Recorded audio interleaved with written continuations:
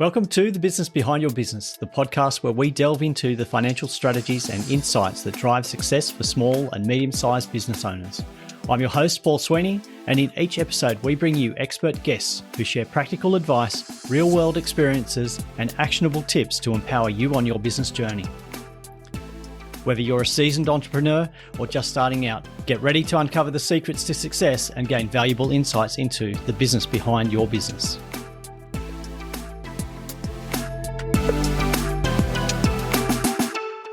So how can I get more sales is a question that I often get asked by my small business clients, and I'm hearing that everywhere. Everybody's looking for more sales, more revenue for their business. Times are tough, but how do we go about doing that? How do we reach in and grab more sales from, a very busy marketplace with lots of people vying for the dollar? How do we do that? So one way to find out is to get in touch with the expert. And I've reached out to a sales strategy expert in Simon Severino from Strategy Sprints. Simon has been working with many clients, many business clients, and created over $2 billion in additional sales. Now, I'd love to get a piece of that, and I'm sure you would too.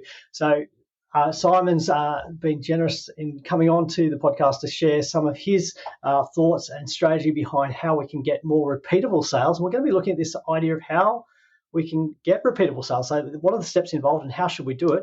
Let's not waste any more time. Let's talk to Simon Severino. So Simon, welcome to the podcast. Hey, Paul, thanks for having me. It's great. Now, Simon, you've worked with a range of business owners. Can you just sort of give us an idea of what kind of industries and business owners you've worked with over time? Sure. It's 22 years that I'm doing sales strategy. And the first years were with the big brands that everybody knows, like the BMWs, etc., that everybody knows. And what I'm now sharing with small business owners is all the processes that were helpful for us to create, in a complex situation, creating a simple and actionable plan for sales. I'm sharing them now with the small business owners of this world because they need them right now badly. It's hard to sell right now. It's tough. And so we need all the help that we get.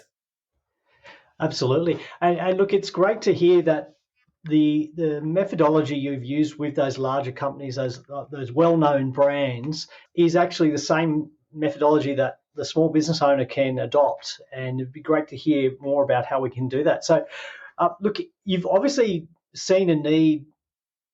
Yeah, every business needs sales. Every business needs a strategy. But I think a lot of business owners really struggle with how to go about it. So, what are some of the key issues that you've seen with or small business owners? What are they getting wrong with sales to start with? Yes, let me start with when I was sitting with the board of BMW, now that's a few years ago, the question was, what's the strategy and what are the tactics? And this is the same thing that every listener right now has to face. What's my strategy and what are the tactics to get it done? So what's my plan and how am I executing it week by week? With BMW, the problem was that they had the wrong strategy. The strategy was, we're going to build the best cars because that was their superpower, right? The cars are amazing. And that was the wrong strategy because the world was turning. The world was turning to a world where cars aren't important anymore. Mobility is important. But owning a car wasn't important anymore. That's 7 years ago. So we had to change strategy. And now with 48 of their top people flying together to Munich headquarters and 7 days of an intense strategy discussion. And then they changed strategy from we're going to build the best cars to we are going to be premium mobility providers. So from a product to a service. And 6 years ago, every car maker had to do that decision. Are we going to build cars or are we going to provide mobility? And they took the bold decision. So that's the first piece, right? Having the right plan. And that's part of the work. That's why we're called strategy sprints, because the first thing is let's take the right big decision, who we are here to serve, what we stand for, and how we're going to win. Now, the second is, okay, how do we break this down into weekly actionable packages? And that's our specialty because a sprint is 7 days. So one cycle, a strategy sprint of 90 days, is 12 sprints. And each sprint, we solve one bottleneck. So we break it then down. And in this case, when you have the right plan, the next thing is, okay, well, also Tesla has the right plan. Now, who's going to win? The team that can execute better and faster. Right now, Tesla is executing better and faster. Why? Because they use a weekly work cycle. So they break down stuff into weekly things. So Elon has 11 p.m., he has a call with the Starlink team, and they go, Elon, we have a problem. This thing doesn't work there. There is a Chinese attack on one of our satellites. So that's the bottleneck for the next 7 days. They know exactly the plan, and they break it down into weekly bottlenecks to solve. So weekly small packages of work, and they do it. They complete it. And then a week later, they solve the next bottleneck. So this is how the winners do it. And I was seeing winners and losers across all countries, all industries. And I distilled what the winners do to win, which is having a simple plan and breaking it down into weekly bursts of small work that can be completed, can be learned from. And then next Monday, we attack the next task. That's the strategy sprints method. So yeah, that's a unique way of looking at it, I think, because a lot of small business owners are looking at like that, having to make more calls or getting more calls. But I think the first thing you mentioned was strategy, and I think that's a key thing that a lot of people are getting wrong, is that they're going after a process of trying to get more sales, but they don't have the right strategy in place to begin with. The three main mistakes that everybody's doing right now: not talking to the right people, not talking to them at the right time, not talking to them for the right reasons. So one of the 274 templates that we have for our clients is right people, right moment, right reason. Let's break it down. So what's an example of a listener's business? Do you know any listeners? Yeah, look, we could look at so we've got say a website developer as an example. Website developer. Yeah. So as a website developer, who is the right person I should talk to? And when is the right moment to start that conversation? That's a sales strategy. And what will be the topic of so what's the reason to talk? What we like to do is, instead of, everybody needs a website, but the website is also a commodity because everybody can build a website. Even AI can build a website. I can go to an AI, prompt it, get an HTML code. My website is ready. So that's not the problem. So you are a specialist about what's the business behind the business, right? So what's the question behind the question? I need a website. And that question is probably, I want to be seen. I want to get my message across. I want to make it easy to buy. I want to be compared in a simple way with other options that they have. So that's probably the question behind the website. So we in the first week of the sprint, let's say this website building team sprints, week 1, we break down who is the ideal client 5 levels deep. So man or woman, old or young, hyper digital or old school, lives in a city or countryside. What's their dream, their ambition? What do they hate? Maybe they are Mac people and they hate Windows. Maybe they love WordPress, but they hate Kajabi.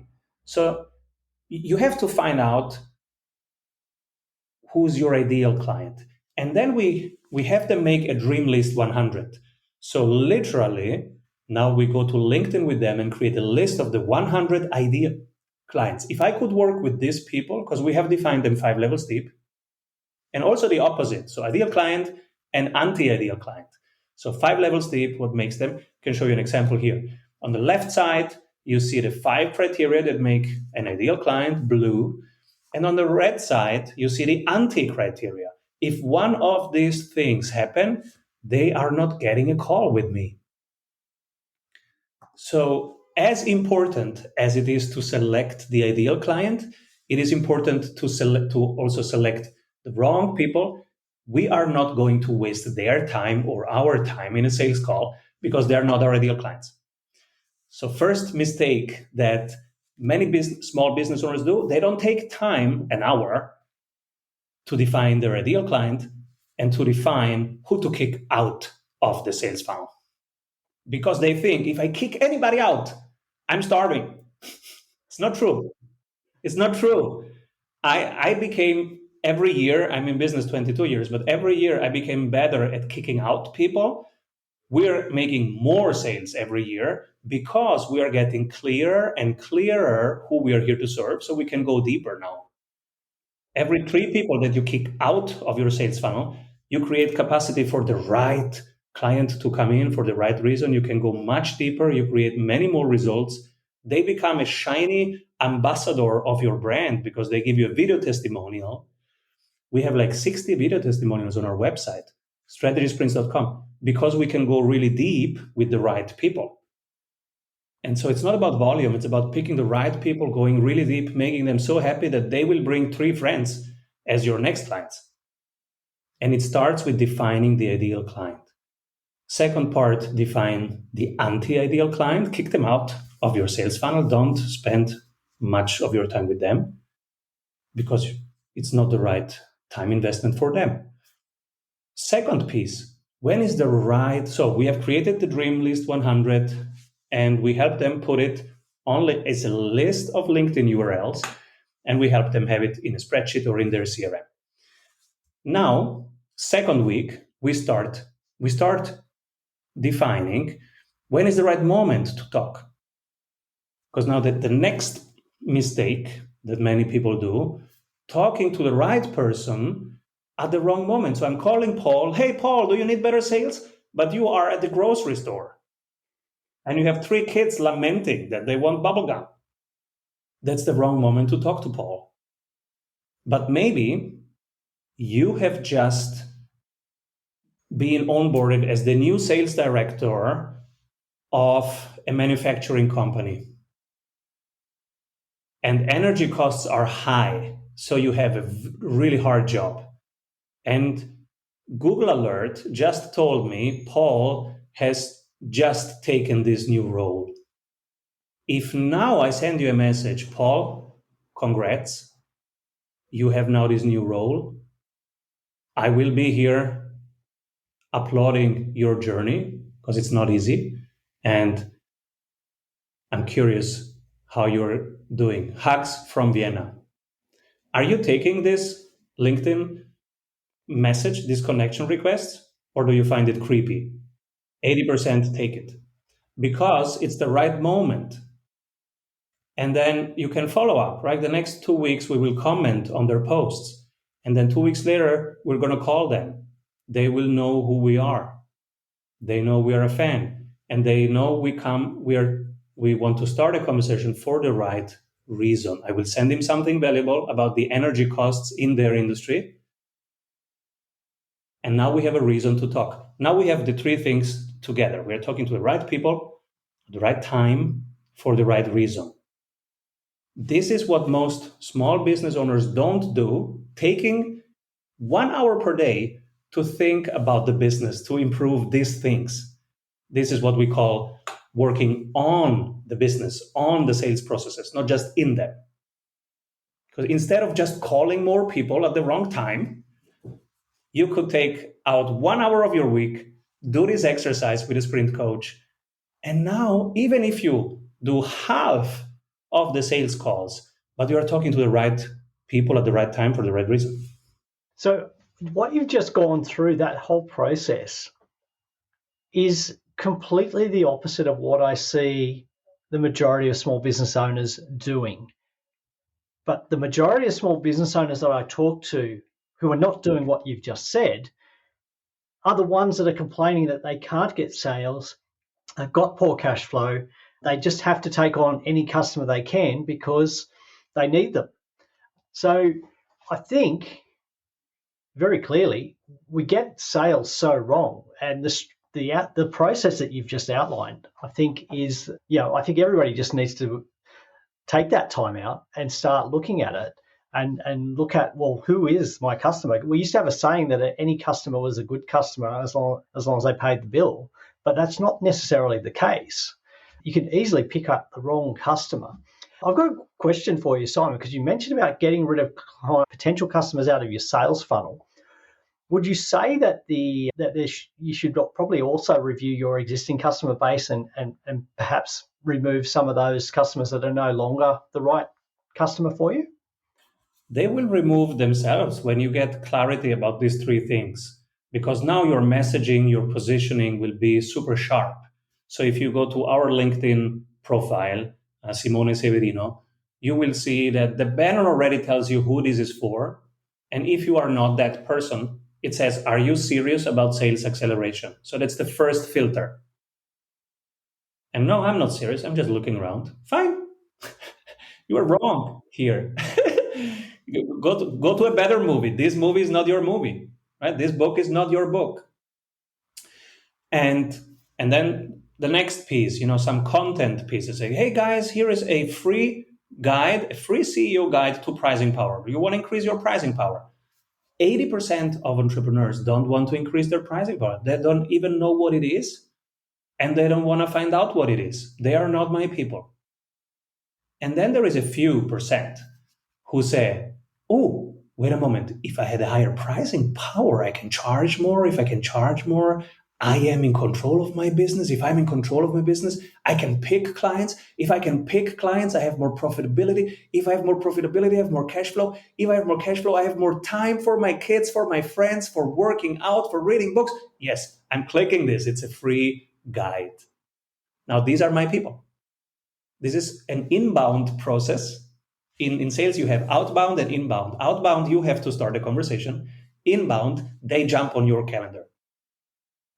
And so we build both systems with our clients. You want to have 80% inbound, people hopping on your calendar, and then 20% outbound. Why 20%? Because it sucks. You get so many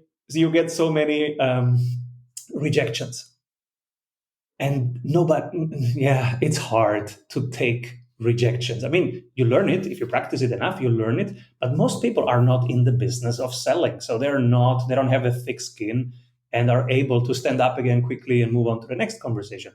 They go like, oh, why do they hate me? You feel bad if you get 10 no's. So right now I'm writing the next book.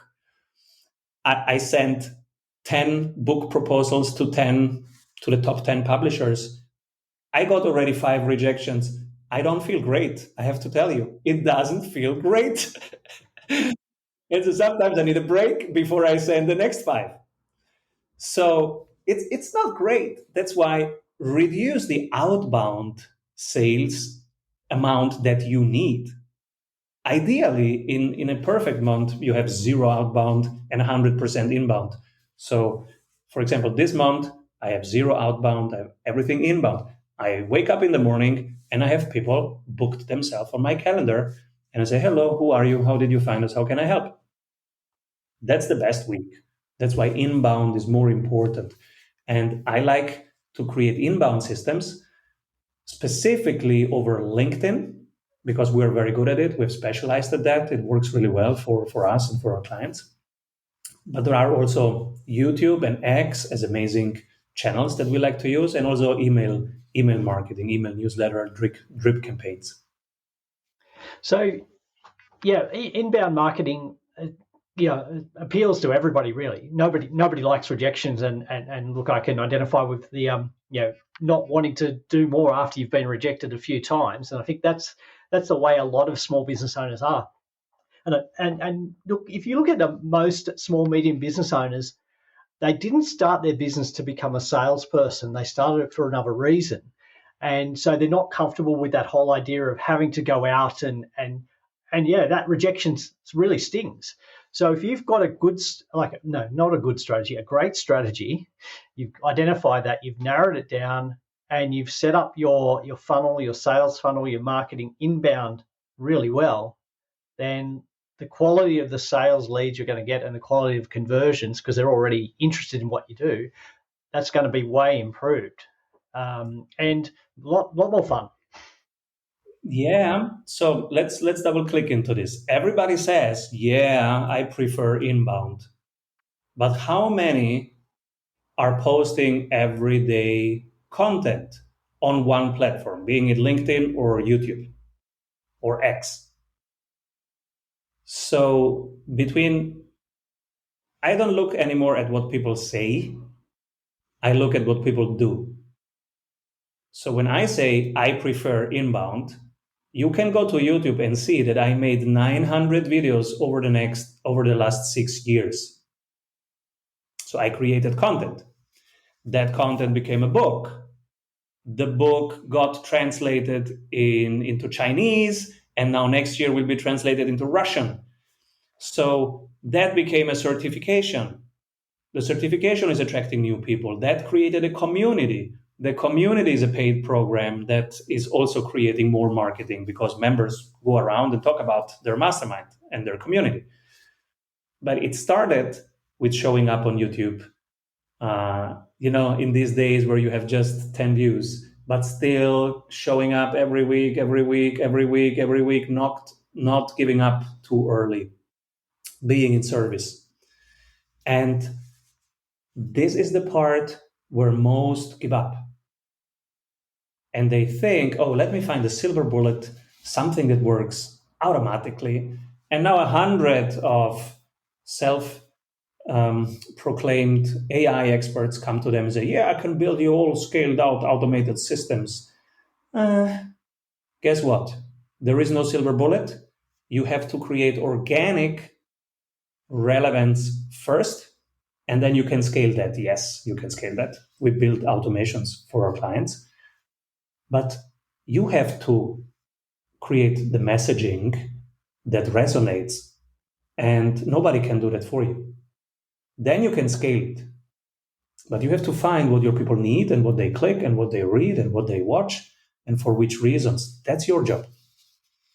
Yeah, so I fully agree with you. There's no silver bullet, and you can do the AI and it'll get you to the wrong place faster if you haven't got the foundations in place. And look, that's a waste of time, and everybody goes down that and thinks, oh, it doesn't work, so let's not do that anymore. But I'm hearing over and over strategy, the core foundations, identifying your ideal customer, what they are needing, where they want to be, and reaching out to them and being consistent. I'm hearing also you've got to be consistent in everything you're doing. It's not a case of putting up one YouTube video and a post over here and then wondering why nobody's engaging or following, but that consistency over time. And it's not we've been talking about sprints, but I think the whole marketing process or the sales process is you do need to commit to the long term with it. That's many people say, yeah, business is a marathon, it's not a sprint. I absolutely disagree. If you ever did a marathon, I did more than 20.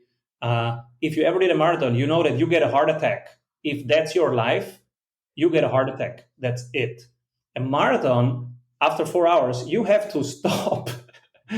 Sprint is different. You can sprint weekly for the next 60 years.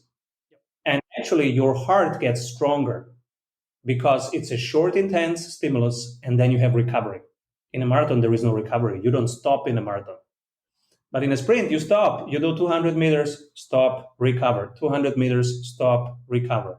7 days solving a sales problem, stop, recover. So let me give you an example right now. Let's go back to the marketing agency, right? They do websites. So they're doing websites. We sprint with them.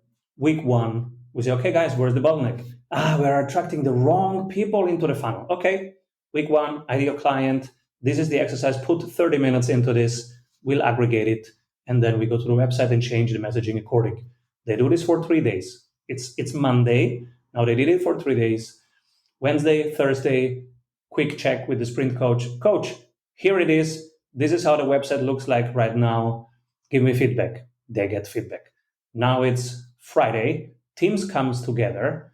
Quick review, learning, celebrating, being proud that they have solved one bottleneck, which is now having laser clarity about who their ideal client is and who is it not. So that's a little achievement in 7 days. And now they are proud. They celebrate. Congrats, Bob, you made a great job. Hey, but it was Louisa. Louisa helped me. Hey, Louisa, congrats. They see their sprint dashboard. There's always live progress tracking in a sprint. On Friday, they congratulate each other. They're proud. The mini celebration, confettis, woohoo, bravo, bravo. I have even sounds that I play for them. Bravi, bravi, bravi. We are all proud. We get energy back. We go into the weekend. They are all, mothers, fathers. They have other stuff that they concentrate on. When they come back on Monday, they feel high energy, very motivated. Simon, what's the next bottleneck that we attack? And that's not a marathon. That's a series of sprints with a full block of recovery, because recovery is the most important block, but only after an intense stimulus. Because recovery in itself doesn't do anything for the body, but after a stimulus, and then you eat well, and then you recover, this is where the muscles are built. So you see the value from those sprints, the intensity, but also the reward and the recognition. But you've also mentioned in there a period of rest and recovery, ready to take on the next sprint, which is a great way of looking at it. Because I think a lot of business owners just go straight from solve one problem, okay, done, move on to the next one, done, without any celebrating. Yes, we've achieved something. We've solved that bottleneck. We've achieved something. Let's celebrate. Okay, spend a bit of time. Now go on to refreshed to the next issue and move forward. And I think that can be applied to, I guess, a lot of processes, not just the sales process, but throughout anything in business. But I love the way that you've said it. It's a series of sprints, strengthening each time, getting stronger. Yeah. I must admit, I'm a sprint guy, not a marathon guy. I much prefer to run shorter distances than the marathon. But after those shorter sprints, you do want that time out. But I know that marathon just wears you out personally. Also speaking from some running experience, the longer the run, the longer it takes to recover, and the less enthused I am about the next one. And the same in business, right? If you, for example, writing a book is such a long thing that most people can't keep it up. A new website, don't make it a month-long project. Make it a weekly project. If you're building it for a month, you will run out of stamina. It's too long. You have to build something, show it to some people, get the first feedback, see how excited they are. Then you get the energy back, and then you test it. So first, the hero section. Build it 3 days, show it to 10 people, test it, get feedback. Then the rest, conversion buttons, the call to action on the button. 3 days, build it, test it.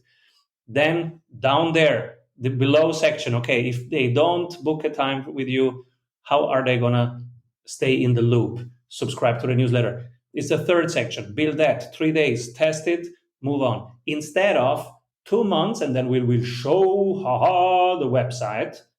That's usually the wrong thing.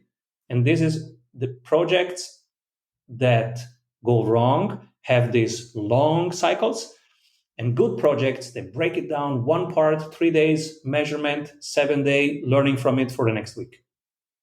That's a better website.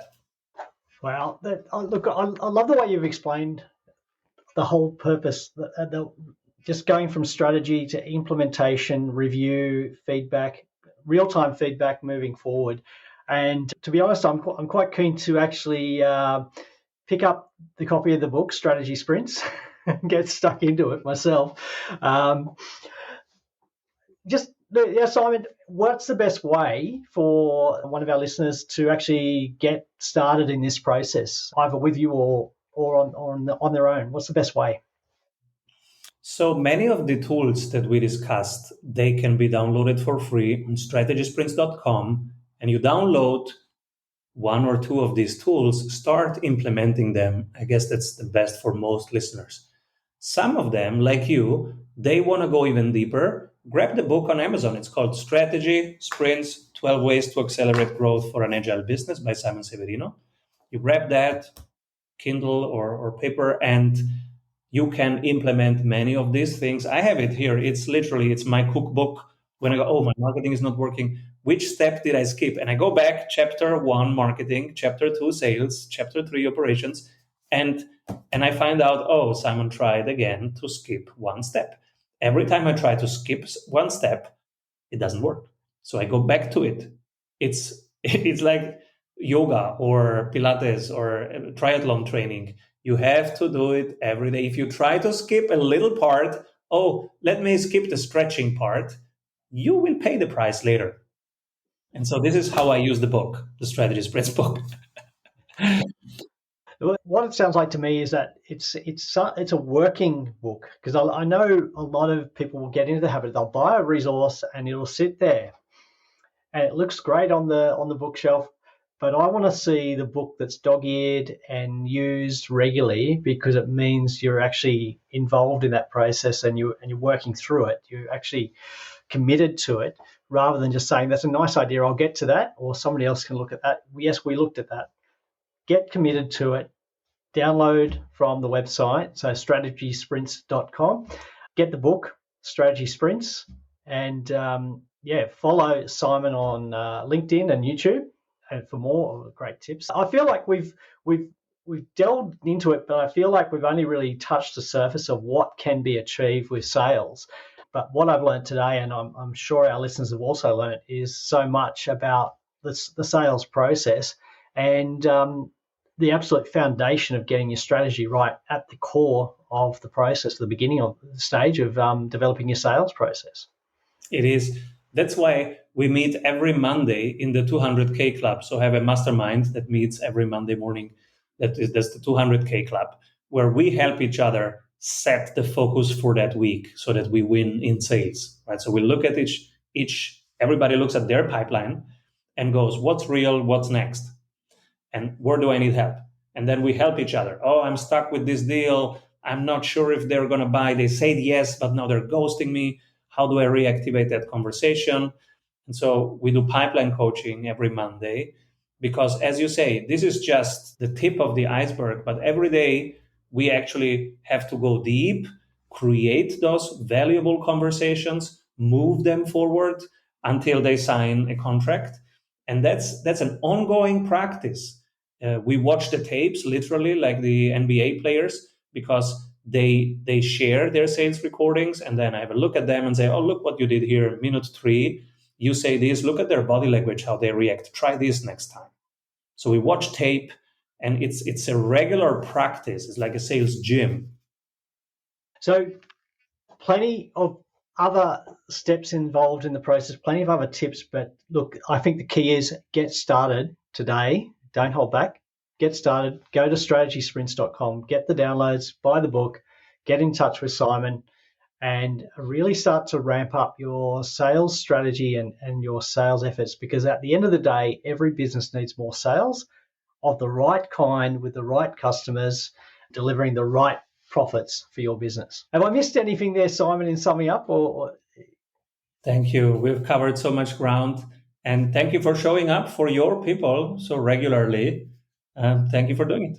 That's a pleasure. And it's an absolute pleasure to have Simon with us today. And look, I've learned a lot, and I know our listeners will be learning a lot, and keen to get started, because it's such a foundation to running a profitable business. And Simon, thank you again. I really appreciate your time today. That's a wrap for this episode of The Business Behind Your Business. We hope you found today's discussion insightful and valuable for your business journey. Before we go, don't forget to subscribe to our podcast on your favourite platform. Share it with fellow business owners who could benefit, and send in your burning questions, because we love hearing from you. Missed any of our previous episodes or looking for additional resources to help grow your business? Head over to our website at thebusinessbehindyourbusiness.com. There you'll find our full archive of past episodes, along with show notes, transcripts, and links to valuable resources mentioned in each episode. Your journey to business success continues at thebusinessbehindyourbusiness.com. Until next time, stay inspired, stay informed, and keep building the business of your dreams.